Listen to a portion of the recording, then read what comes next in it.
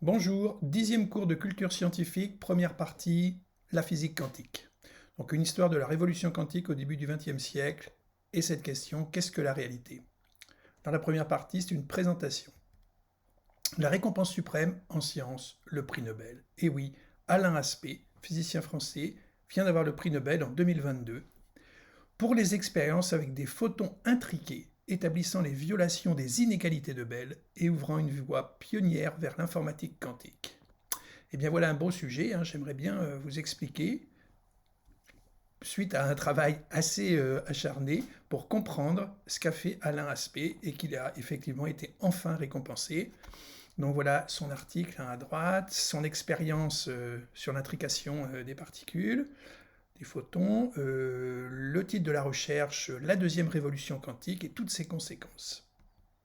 Voilà le programme. Alors Richard Feynman, grand de la physique quantique, un prix Nobel en 1965 de physique, il disait ne jamais dire en physique quantique j'ai compris. Je pense pouvoir dire sans trop me tromper que personne ne comprend la physique quantique. Alors, et à l'époque, on disait mécanique quantique. On va voir pourquoi on ne dit plus mécanique, on dit plutôt physique. La mécanique sous-entend une définition du point, du vecteur vitesse, et c'est pas une approche déterministe avec la physique quantique, c'est plutôt une approche probabiliste.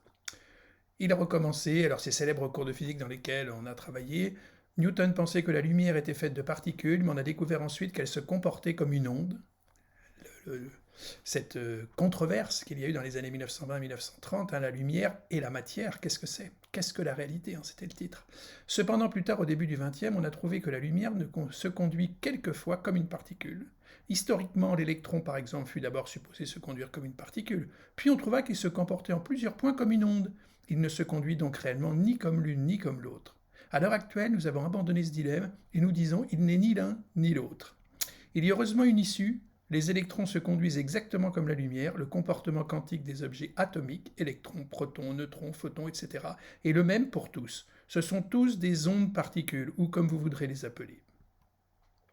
Et oui, encore un coup dans nos certitudes, ce beau livre de cette dame qui va peut-être un jour avoir le prix Nobel, Siri Oswald, la femme de Paul Auster. Cette femme est admirable, elle écrit des romans, des essais, elle a écrit un essai sur la problématique entre corps et esprit, et ce titre m'a toujours influencé, je lis toujours Les mirages de la certitude. Alors la réalité n'existe pas, vous voyez, c'est une affirmation, il n'y a pas de point d'interrogation, c'est plutôt une exclamation dans la recherche. Oui, la réalité n'existe pas. Ah, qu'est-ce que ça veut dire? De quelle réalité parle-t-on? Celle que nous percevons tous les jours ou celle du monde scientifique? Bien sûr, celle du monde scientifique. Mais selon le titre de cette revue, dans le monde scientifique, le problème est réglé. Oui, il n'y a pas de point d'interrogation. Pourquoi? C'est ce que nous allons voir. Tout d'abord, la physique quantique a permis une multitude d'applications, grâce aux propriétés quantiques incroyables des particules. La complémentarité des particules. La particule se comporte comme une onde et ou un corpuscule. Tout est onde et ou corpuscule. On sait ce que c'est qu'une onde. Par exemple, vous jetez un caillou à la surface de l'eau, vous voyez les rides à la surface de l'eau, cette onde qui se propage à la surface de l'eau. Alors, les atomes, il y a un noyau, il y a proton, neutron et électron. Mais qu'est-ce que ça veut dire tout ça? Est-ce que c'est réellement des particules? Ces ondes et ou particules? Eh oui.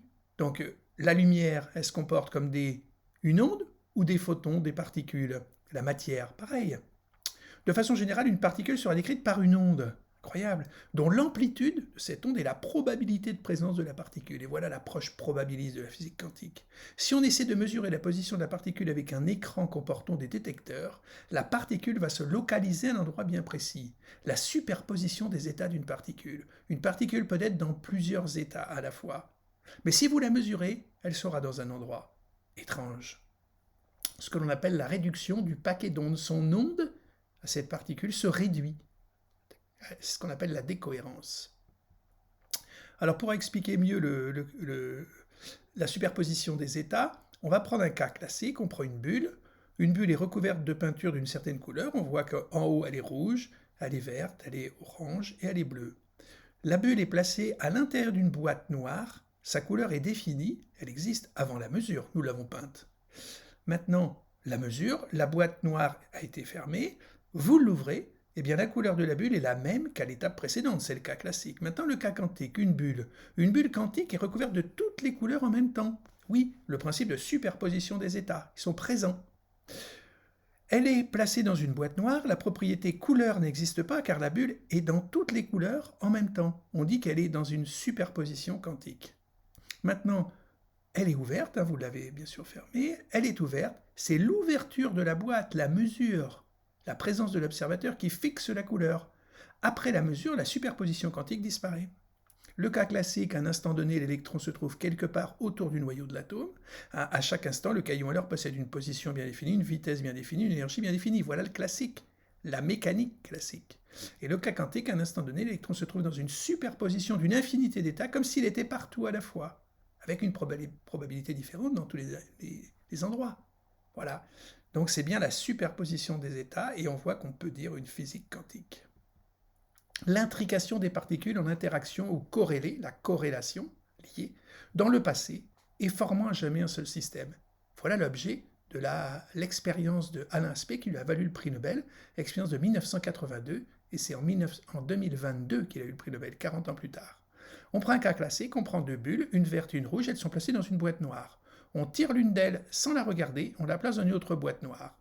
Une boîte est amenée sur la Lune, l'autre reste sur la Terre. On ouvre. Mesurer revient à ouvrir la boîte d'un certain côté. Donc on regarde, on ouvre la boîte d'un certain côté, on regarde, quel que soit le côté choisi, la couleur de la bulle reste inchangée. Bien sûr, déduction de la couleur de l'autre, en découvrant la couleur de la bulle restée sur Terre, on en déduit de façon instantanée la couleur de la bulle sur la Lune. Maintenant, on va prendre le cas quantique. Vous prenez deux bulles quantiques, elles sont placées à l'intérieur d'une boîte noire, intriquée.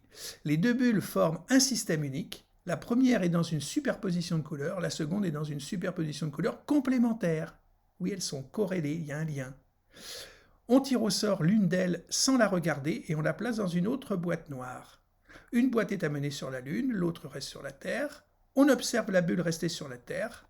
Le choix du côté par lequel on l'observe détermine un couple de couleurs complémentaires pour cette bulle. C'est la mesure qui fixe la couleur. Bien sûr, création de la couleur sur la Lune, en mesurant la couleur de la bulle sur Terre, on fixe instantanément, et là c'est intéressant, instantanément. Albert Einstein disait pourquoi pas une action fantomatique à distance aussi. Eh bien oui, l'expérience de Alain Aspect va lever ce débat entre Albert Einstein et Niels Bohr. La couleur complémentaire de la bulle sur la Lune. Et oui, on fixe instantanément la couleur complémentaire de la bulle sur la Lune. L'intrication quantique. Et les applications de la physique quantique alors? Tout d'abord, les applications de la première révolution de la physique quantique. C'était le transistor. On est capable de gérer un flux d'électrons.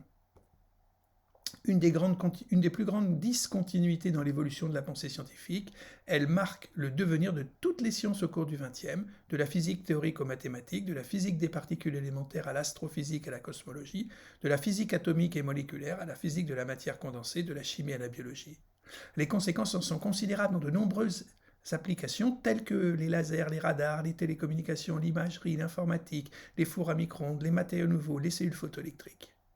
Un petit film pour illustrer ces multiples applications.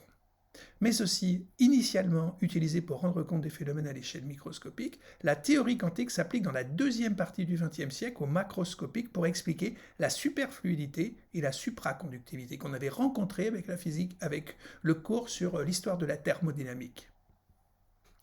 Et les applications de la deuxième révolution de la physique quantique, là, on travaille sur la particule, sur la superposition des états, sur l'intrication quantique.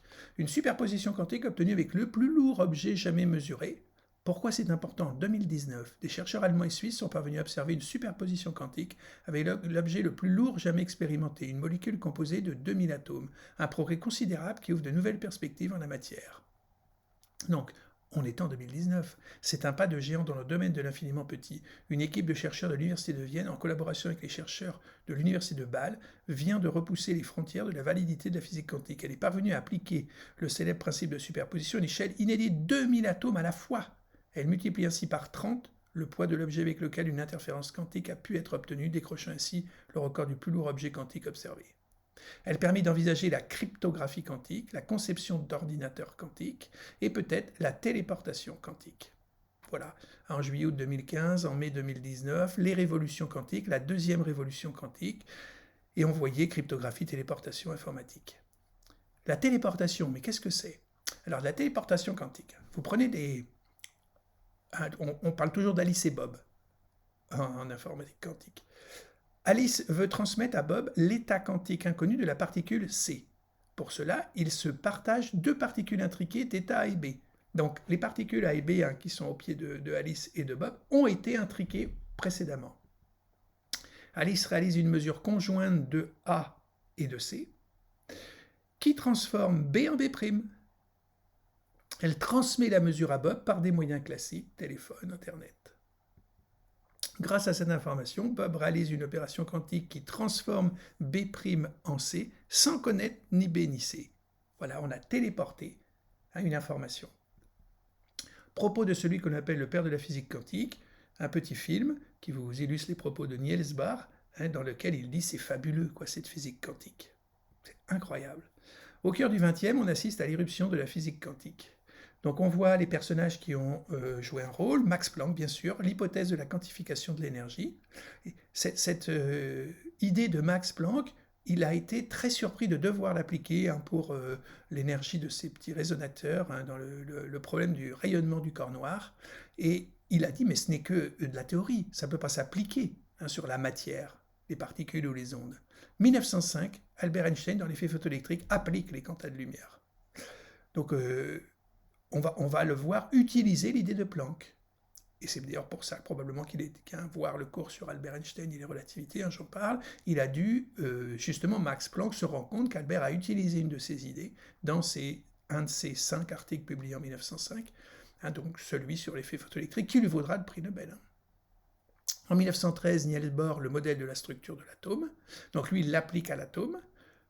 1925, 1924, 1926, voilà ces années, les années 20 où on voit Heisenberg, Born, Jordan, la mécanique matricielle quantique et la mécanique ondulatoire de De Broglie et Schrödinger, et tout ça étant réuni dans la physique quantique, on se rend compte c'est deux façons de voir la même chose. Donc Max Planck, Albert, bien sûr, on lui a attribué les relativités restreintes, le modèle de la structure de l'atome, la mécanique matricielle, la mécanique ondulatoire et la physique quantique qui en résulte dans les fins des années 20. Mais où est le problème avec la physique quantique? Qu'est-ce que veut dire une interprétation d'une théorie physique? Alors, Étienne Klein nous explique dans ce petit film qu'il faut une interprétation. C'est qu'est-ce que la réalité? Oui, c'est difficile d'aborder la physique quantique, puisque c'est une interprétation, la réalité n'existe pas, comme titré la recherche. Principe de superposition implique une interprétation. Et oui, comment on fait pour comprendre ce principe de superposition des états?